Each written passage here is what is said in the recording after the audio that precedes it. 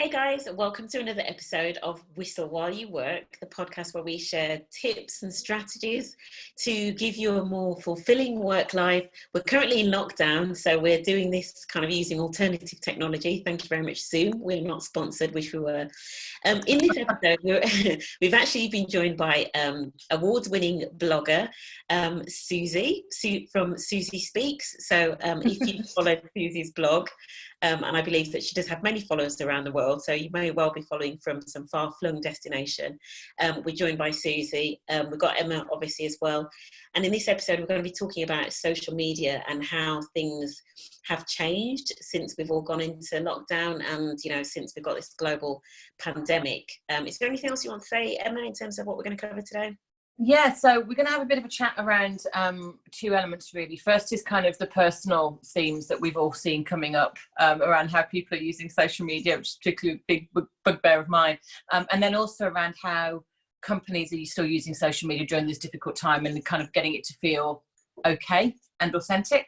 And as Cheryl says, we're not sponsored by Zoom, but there's still time. So if this goes into 3 months, yeah, we're very open to that. That £4 sponsorship would make all the difference. So, but welcome, Suzie, and thank you so much for agreeing to be on here with us.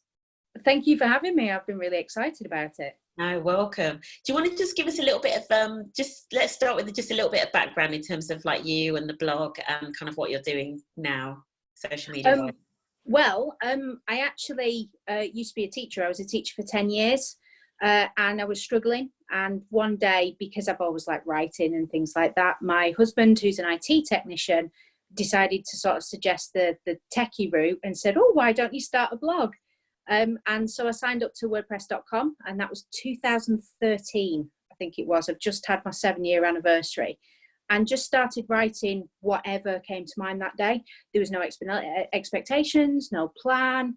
It was just a case of, right, okay, I'm writing and this is making me feel better. And then people started commenting and replying and sharing stuff. And then people suggested, oh, are you on Twitter? I wasn't. Are you on Facebook? Only my personal account. And so I started building up those accounts, and it's just gone from there, really. So it's doing okay. I mean, to be honest, it's taken a little bit of a backseat over the last year or so because I ended up going into social media management. From that, I was able to leave teaching, yay, which was brilliant, and it's given me just unbelievable opportunities. I've met some incredible people. I've travelled to some brilliant places. I've had all these amazing experiences because of it that I wouldn't have had before. And now I work a job that I absolutely love every day. I mean, it doesn't stop even at weekends, and that really isn't a problem. So yeah, I'm very lucky. Do you know what? There's something when you started saying that kind of, it just typifies, you know, the tagline of this podcast is finding joy in the job that you're doing, but finding the work that you were born to do. And I love the fact that this kind of started as something to help you cope with a situation that was difficult, or a job that wasn't, you know, it wasn't hitting every mark for you. And then it becomes something so much bigger. I think if somebody had have said sort of when I first started teaching, oh, by the way, in 15 years time, this is what you're going to be doing, it'd be like, yeah, whatever, because Facebook hadn't really started. So it was just one of those where I learned as I went along, and it was more of a happy surprise than a plan, because a lot of bloggers now, they start at the beginning of the year and they see all these bloggers out there who are making thousands every month, and it's all very planned and coordinated, whereas me, it was just talking nonsense on the internet. Getting responses from people, which was great. So yeah. To be fair, that sounds familiar, hey? Yeah.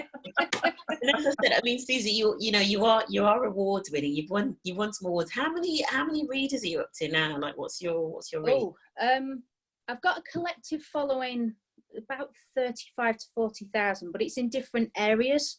So I've got a certain amount on my blog. I've got a certain amount on Pinterest, which isn't counted in the blog stats.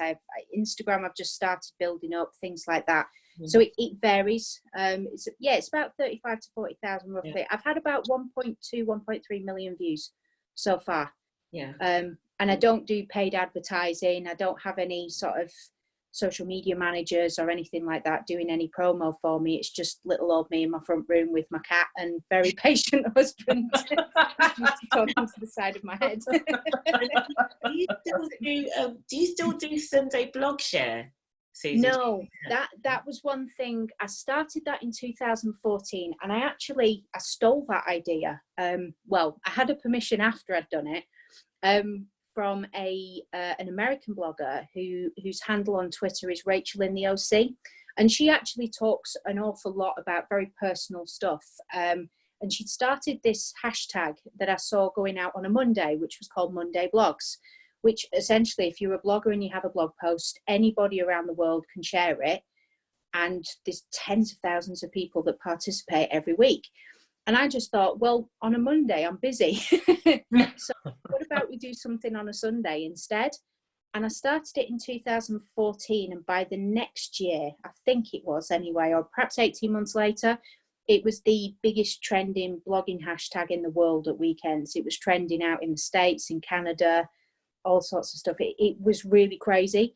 But I stopped it after a while. It still trends now. It runs itself. But I was having major issues because I was seeing that other bloggers were sort of using it as a way of being able to, so they'd put it on their own stuff and use it as a way to build up their accounts. And I'd be getting messages from people going, you know, why haven't you shared this? And why haven't you done this? And it was a brilliant thing to do, but it ended up, it became a bit bigger than something that I was able to run by myself. It needed a team. And so I just backed away from it, and it still runs every weekend. So yeah, that's not bad. Right. Your legacy. Yeah. So you really know what you're talking about when it comes to social media then? Well, she does. That's why, Emma, when you were sort of talking about this, we started, you kind of raised this quite early on in the lockdown piece. And when you mentioned it, and we were kind of thinking about who we wanted on the podcast, I instantly thought Suzie. Like my mind just went Suzie. We've got to get Suzie on, because I think in terms of thinking about the sentiment, because I know as well, because you post with your heart, if that makes sense, or certainly in terms of how you've gotten into blogging, you know, you weren't doing it to like for the money or for the notoriety or anything, you were doing it kind of with your heart. So I thought, actually, we're going to talk about this in terms of, you know, how people are feeling and how they get themselves across and how they put emotion across, etc. I just thought you were the perfect person. Well, I mean, Cheryl was one of the very first people who actually sort of validated what I did, if that makes sense, because I'd contacted, because of the Stiletto network, I'd been on Twitter and I'd seen it and I thought, this looks really cool.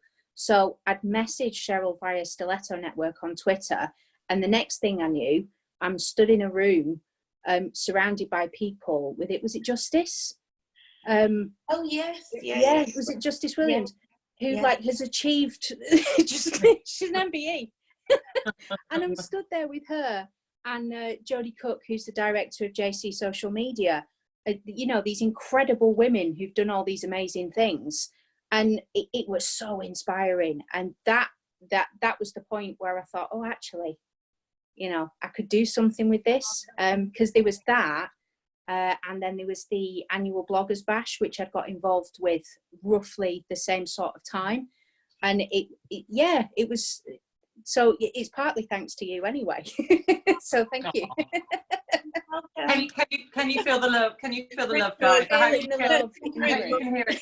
So this now, I'm now going to move from feeling the love into asking Susie's opinion on a couple of things. Because when Cheryl says that this is something that I brought up early on, it's something that is really close to my heart, and we've discussed on the podcast before, which is the kind of love-hate relationship I think a lot of us have with social media, or certainly I have with how other people use it. Obviously, I use it.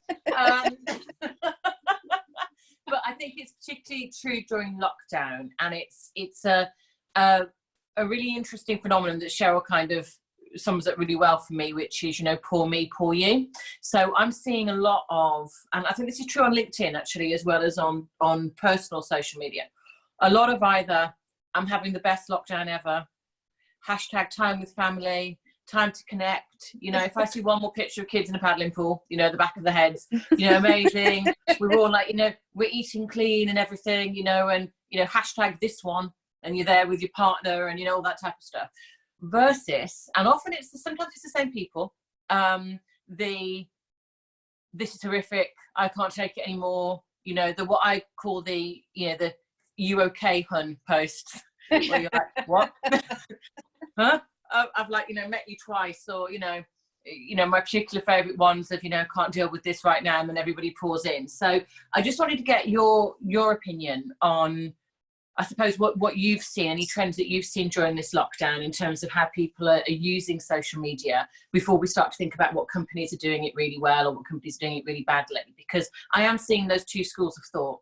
So they're either designed to make you feel shit about your life because it doesn't compare, or it's designed to make you worry about that person because their life's much worse than yours. And I question the in between.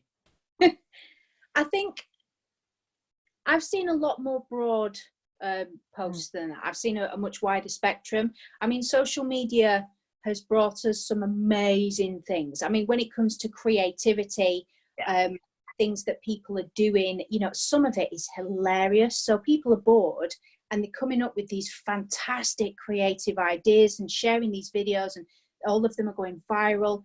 You know, we've had people, Captain Tom, you know, what a ledge, you know, that wouldn't have happened without social media. And I don't think as much of it would have happened because of social media during the lockdown. And sharing things like when people are out clapping for the NHS, you know, people are now getting creative with what they're doing. We're getting full-scale musical performances around here, which is brilliant. And I wouldn't know about that if it wasn't for social media. People are using social media to connect with each other. I mean, it's all been, you know, there's a hugely sort of positive thing. But there is the side of it as well where people are frustrated and they're fearful and they're worried about family members. And I particularly have a lot of friends who are all very politically minded. And so everything is very much, you know, well, we're blaming the government for this. And it's, I mean, I've done it myself when I've been out and about on my daily exercise, you know, of shaming people who are out and about and getting quite frustrated. Other people not following seeming rules that we haven't really been given, and that has been a very negative side of it as well. So it's almost like there's two extremes going on. You know, you've got these wonderfully positive, creative people, and then you've got other people who are just using it to just yell into the abyss, you know, how angry they are at the situation, and pointing out that everything, whatever politician is around at the time is saying, apart from Jacinda Ardern, because she's a legend and everybody's sort of saying how wonderful she is. But it is almost sort of two extremes in that extent, definitely. Is it? I mean, and here's the thing, I guess, you know, social media.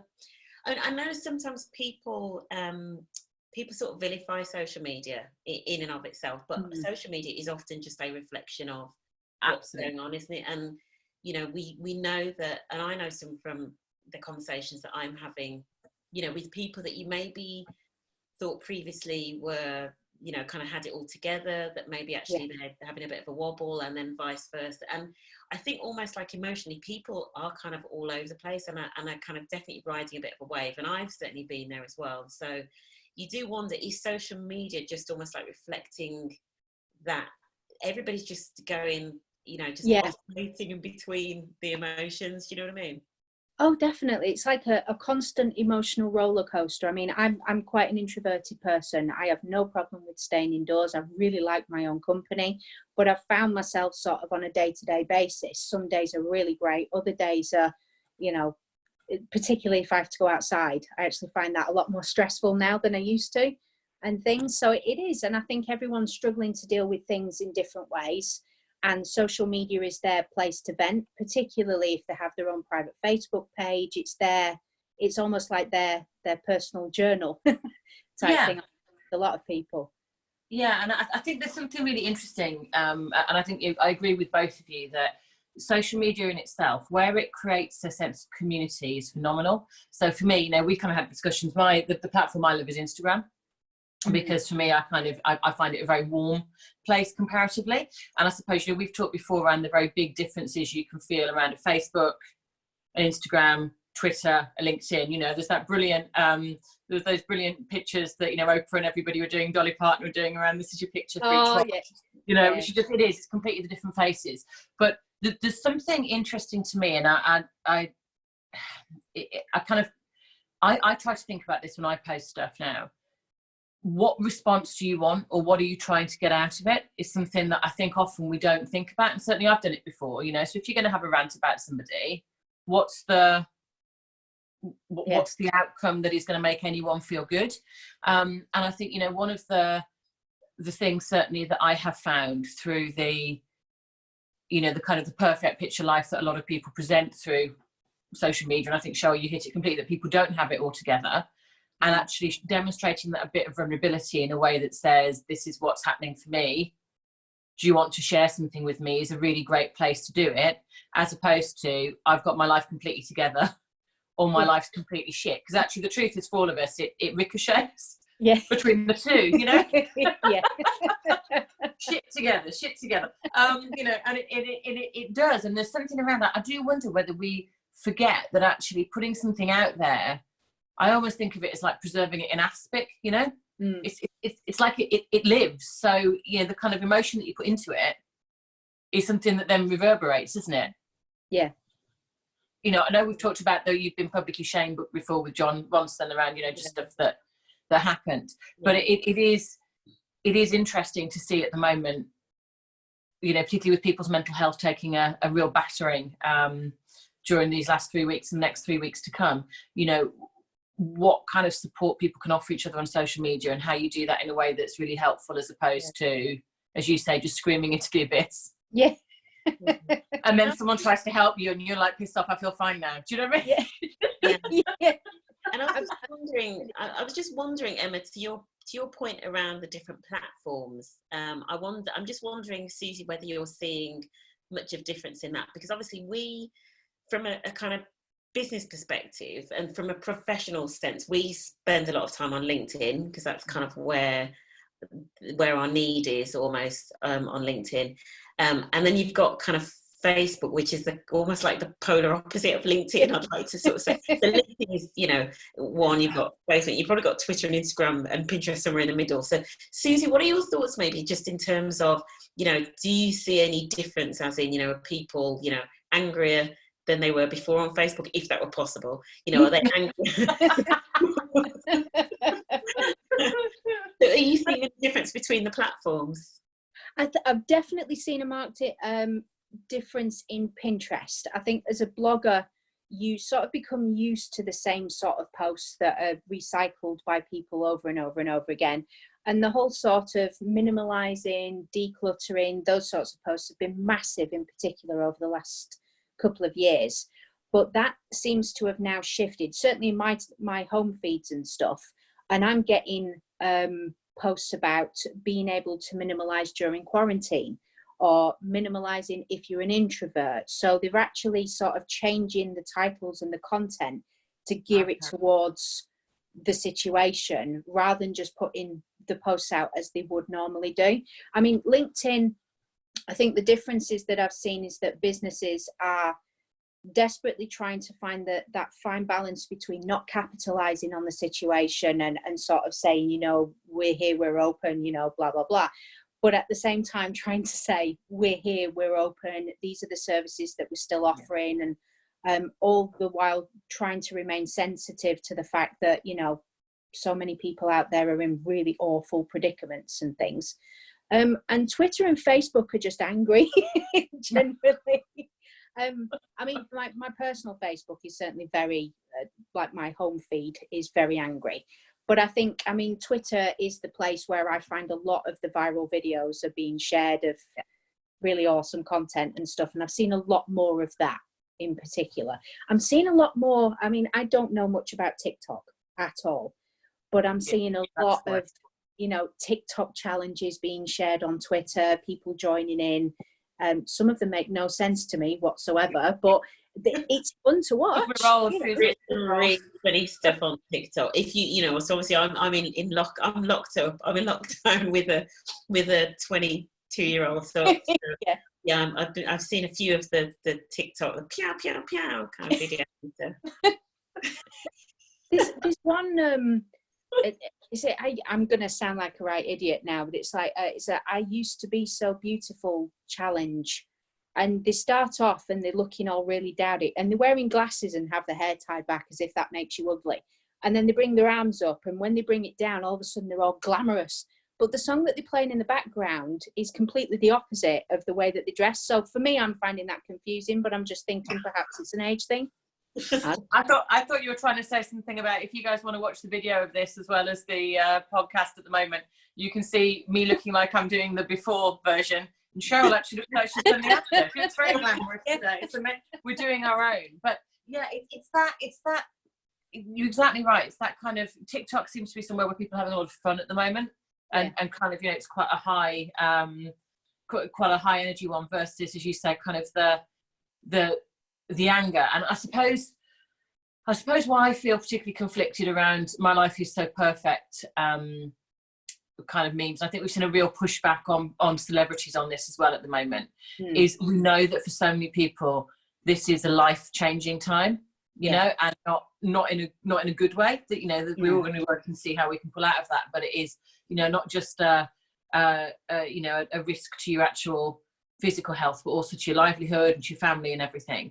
And I suppose there is something for me that just feels a bit disingenuous, you know. Victoria Beckham, if you are sat in your amazing hot tub with David and your health, you know what I mean?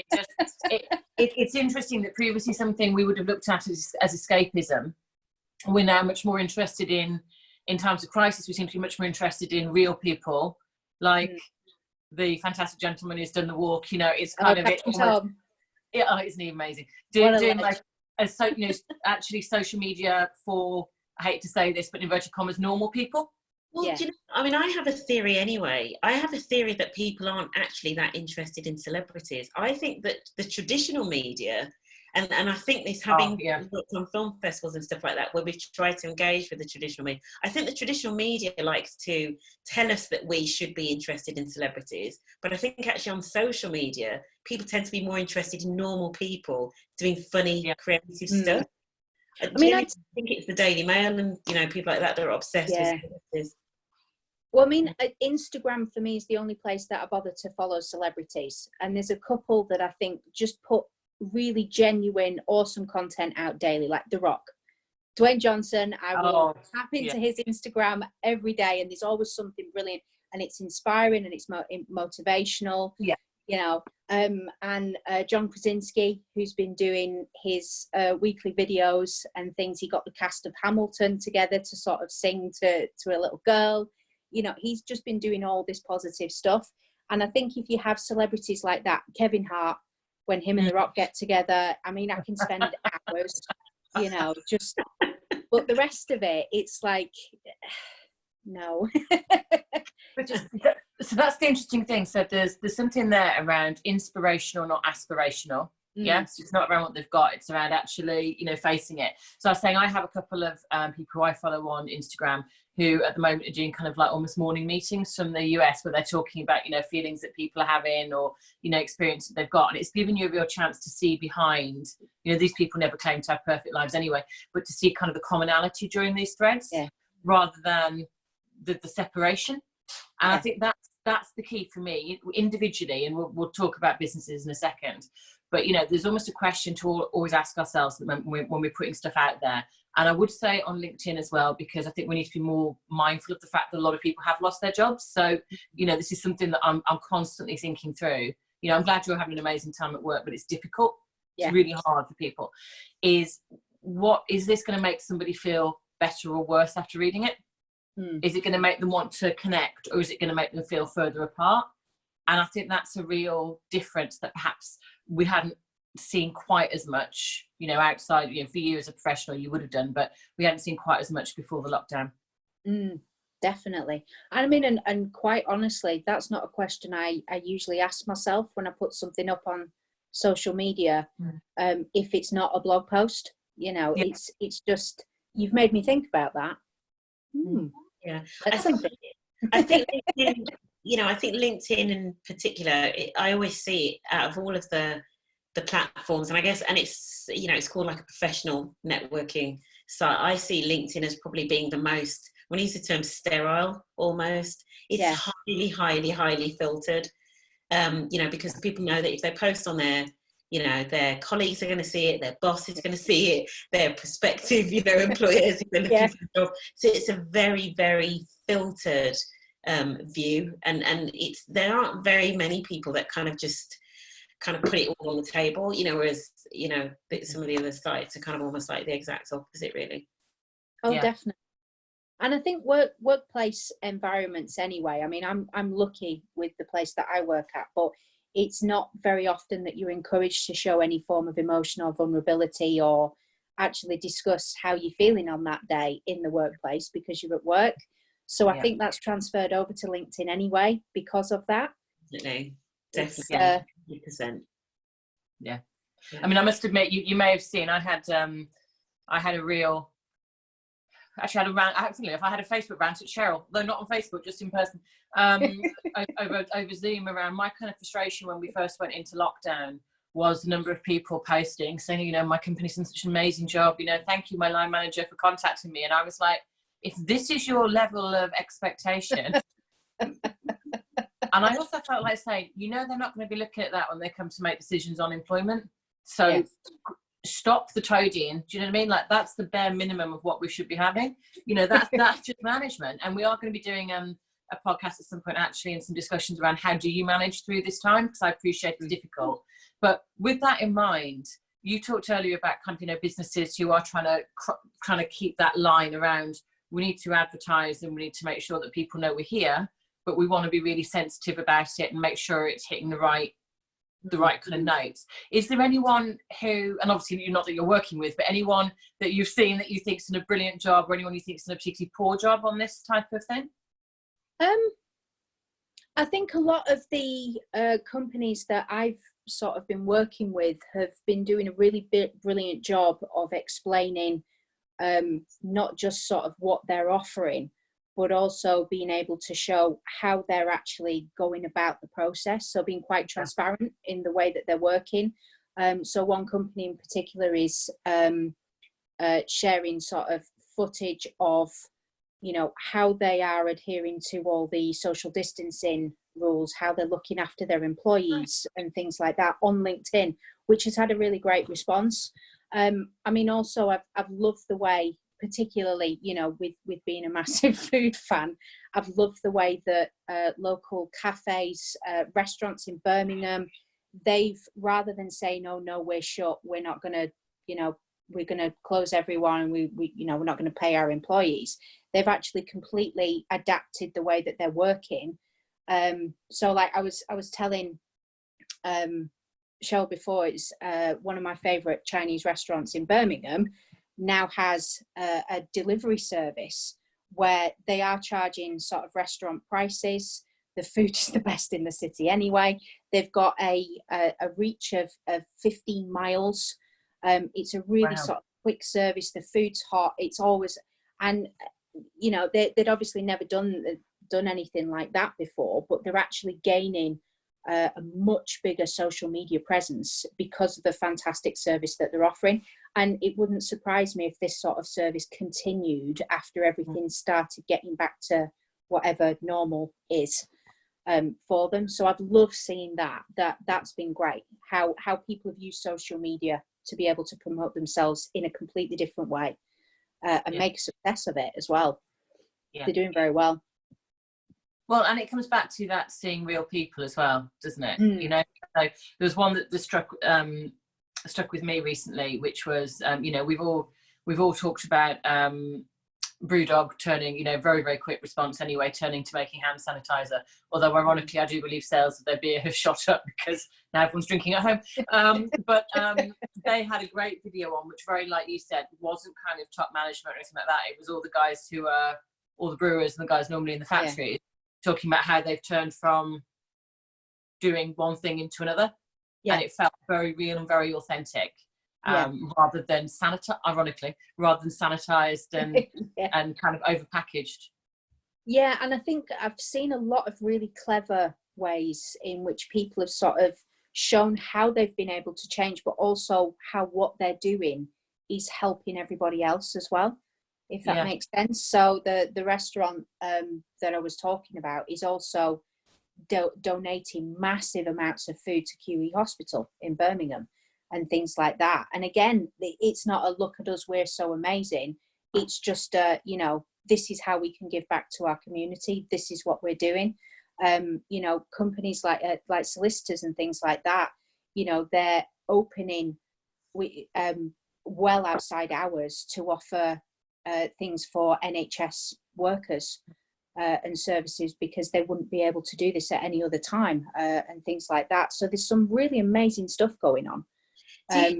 Do you think, Suzie, do you think there is pressure to do that sort of thing? Because I saw an interesting post yesterday, actually, which kind of touches on this, where there was somebody basically saying, somebody was trying to justify why they are not currently offering their services for free, you know, because they were saying, you know, I know there's lots of businesses at the moment doing stuff for free, and actually what they were saying in their post was, you know, I always do, you know, as part of my business, I always do like some pro bono stuff, and I do my paid stuff as well, but they're almost kind of trying to say, don't put pressure on me to do stuff for free just because we're in that.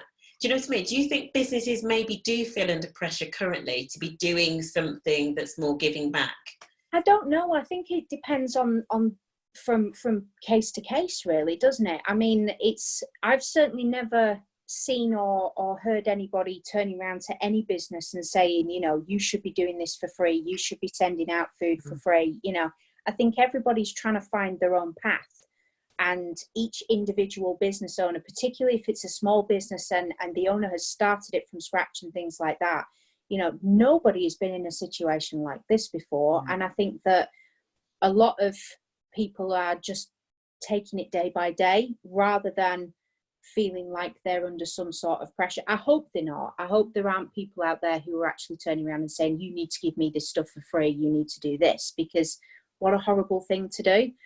But I think it's more, it's just developing over time. People are sort of trying out new things, seeing what works for them, seeing how that can actually help their business and help other people around them. And I think a lot of people are just trying to keep their heads above water, really, on a day-to-day basis at the minute. Yeah. I sort of think so the example for me that kind of comes up, you know, because I'm a huge fan, so I have to go to like the Gymshark example, where obviously, which you probably would have seen on Instagram, so they changed their logo for, I don't know how long they did it for, I imagine it was just for the post, but they changed it to Home Shark rather than Gymshark. Right. But obviously they're I can't remember what his title is, but Ben Francis, the founder, you know, he's very big on social media anyway, you know, does lots of behind the scenes stuff.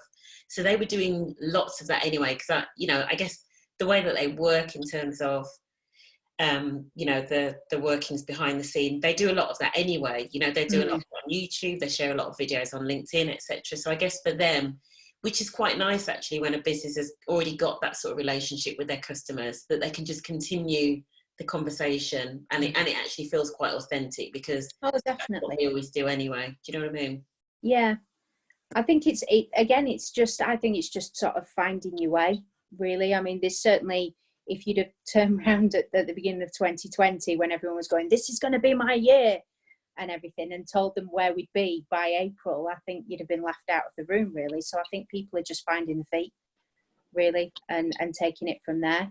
I certainly haven't seen anything negative on social media like that, but I'm going to look out now and see if I do. That'd be really interesting. Yeah, don't look out for it. You'll trip over it enough. I suppose, you know, some of the things that we've seen. It was actually really interesting this morning. I was watching Matt Hancock talking about the importance of communication, and actually, while we've been here, they've announced another 3 weeks lockdown, which we all knew was coming.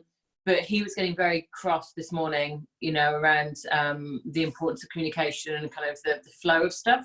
And I think one thing which certainly we've seen is that, you know, what people want from businesses and from politicians, it seems to me at the moment, is a universal message, but one that feels very personal. Yeah. Which is really interesting, because I'm certainly not a comms expert in any way, but, you know, that tuning into the 5 o'clock briefing every day has become a ritual that I know, Cheryl, you know, you very much like to do. And it almost feels like we're going back now to, let's get the facts, hearing them, and then let's discuss them on social media, which is slightly different to how we were operating kind of even 3 months ago, wasn't it? We were like, oh, let's just discuss it amongst ourselves. So that's been an interesting change, I think. Yeah, no, I agree. Yeah, it's an interesting one in terms of how social media has been used either for, kind of discussing the facts and for, passing information around, or spreading misinformation sometimes as well. That's one of the downsides as well, which I'm guessing you sometimes see that, Suzie, quite a bit. Every day, particularly in the form of memes. And this has been going on really for the last couple of years. I mean, but particularly sort of caused by Brexit. I think people tend to take certain bits of information that suits them and they turn it into a graphic and then they share it. And all of a sudden, the silly sort of pop at whoever's in charge at the time suddenly becomes fact and is actually used as, factual information later down the line because people haven't bothered doing any research. Twitter's the worst for that, definitely. I see a lot of that going along on Twitter, particularly anything to do with politics. And people start sort of making silly things up, partly because of fear and partly because they're mad. Everybody's angry at him. So we're gonna kind of like sort of wrap up now, I guess. But Suzie, what would you're working with businesses currently that are having to, that are still kind of posting, in lockdown, and as Emma was saying, it's now extended. So what would your advice to be? If you had a few tips that you could give to businesses at this time, what would you say they should be focusing on social media wise, and also to individuals as well? I do think it's important, obviously, to let your customer base know exactly where you are and what you're doing. So where the state of the company is. I mean, obviously, we don't need to know about staffing or anything like that, but are you operating? If so, how are you operating? What steps are you taking to make sure that you are following guidelines? Because there's a lot of people who are avoiding being in contact with any businesses because of, the potential of catching something or passing something on. So being very transparent about what it is that you're doing.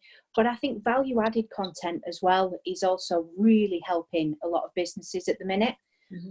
So not just sharing, what it is that you offer, but also sharing useful information out there that could help your audience. So bringing in lots of value-added content that even if it's not bringing in business now, if you keep those potential customers, on your Facebook page, when things start getting, again, back to whatever normal is, you've got a ready-made audience there. So keep communicating with people, make sure you're checking on it daily, make it interesting, make it something that people will want to come back and check. And don't keep posting the same COVID-19 statement over and over and over again, because you've read it once and you've read everybody else's COVID-19 statement. You don't want to read it again. No. So just being open, transparent, and lots of value-added, relevant content that will keep people interested, I've found is really working for a lot of people. That's really interesting. And actually, just kind of before we close, that it's a really interesting thing. So we had spoken previously around people kind of saying, well, nobody wants to buy from me at the moment, because all businesses exist to buy and sell. It's really interesting to me that people feel uncomfortable about it. No one's doing everything just for their health. It's quite a British phenomenon, I think, we have around that. But someone was saying to me recently, well, this isn't going to work because no one wants to buy. And I was like, if the only business model you've got is that someone has to want it at the point of sale, there's a problem. Because as you say, that conversation starts way before somebody actually engages the services, doesn't it? Oh, definitely. Yeah, and I think actually people are buying. people are still buying. Obviously people can't necessarily go out. Well, they can go out obviously to the supermarket, but people are buying stuff.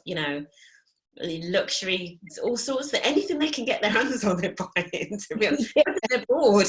Well, I must say, actually, and this is probably not a great thing to end on, but I had read recently that the kind of couriers and the Royal Mail in particular were saying what they'd expected was that people wouldn't be sending anything because you were just taking essential goods, and actually they have been just besieged by people buying like new pajamas. What I mean? Work from home wear. like, you know, B Lock- and Q. lock- Talk Lockdown about. pajamas, that's what it is. You know what I have to say? Talk about a really good business pivot, right? I was thinking B and Q, you're in trouble, friends. No one can get out to do it. Perfect. Just have click and collect. Post it over everywhere. Make it so that actually demand is so high that then you queue for 3 hours to get it. You're not leaving that queue because you desperately want that pen. They're sold out of everything, you know. And it's fascinating, isn't it, just to see the kind of the things which we couldn't predict. And I think you're exactly right, Suzie. That kind of open, authentic, and kind of interesting content is what keeps people still engaged during this period of time. Yeah. Oh, definitely. And don't go on Facebook unless you want to be shouted at.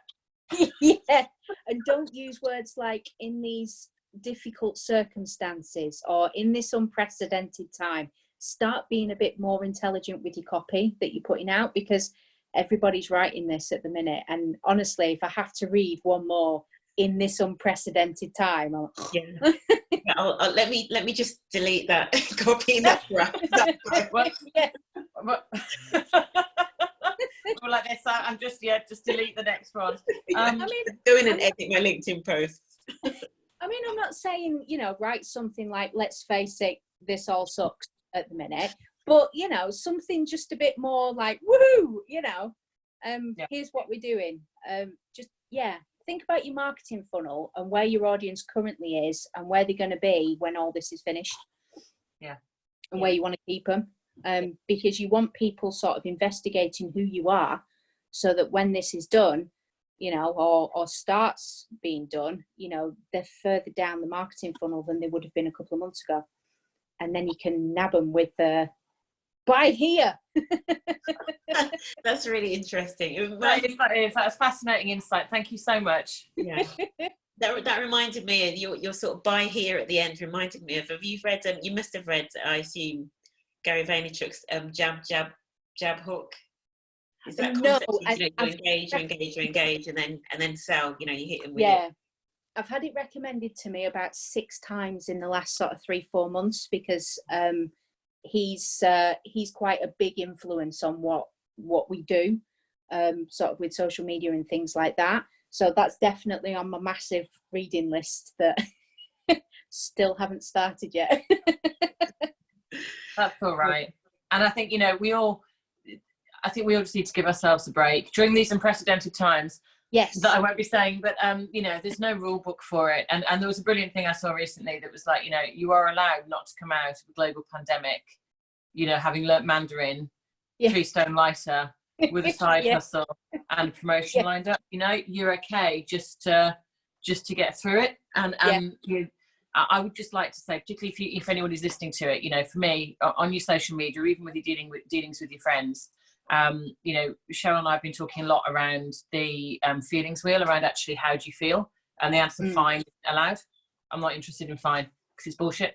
So actually, how do you feel? And that's okay to change. And actually, if we can start being a bit open around how we feel, genuinely so, it means that people can engage on a level that actually goes beyond the transactional and into kind of good business relationships and good personal ones, which is something that I hope will come out of this. She says, fingers crossed.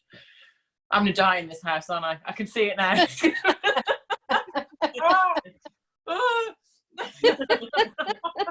You will not, I promise. It will be wonderful. It's going to be fine. It's all going to be fine. No, thank you so much for that, Suzie. That was just fascinating to have you on. Thank you for having me. I had a blast. That was great. Yeah. We'll have you on again when we're not in lockdown. Maybe we'll actually have you on when we're back in one room. We're in a bar, because that's where I'm going to be. The first thing when lockdown's done. Absolutely. This is where we all get drunk and then get really ranty on Facebook and Twitter. Yeah. Yes. So people can live stream it as I'm like, no. And another thing. But no, thank you so much. And obviously what we will do as well when we post this out, for anybody who's listening to this, do check out, we'll put all the links to Suzie's blog and everything out there as well, so that, you know, you can see what she's talking about and all the awards that she's won. Great. Okay. Thanks for joining us, Suzie. Thank you for having me. I'll speak to you soon. All right. See you again. Thanks for listening. Bye. Bye. Bye, guys.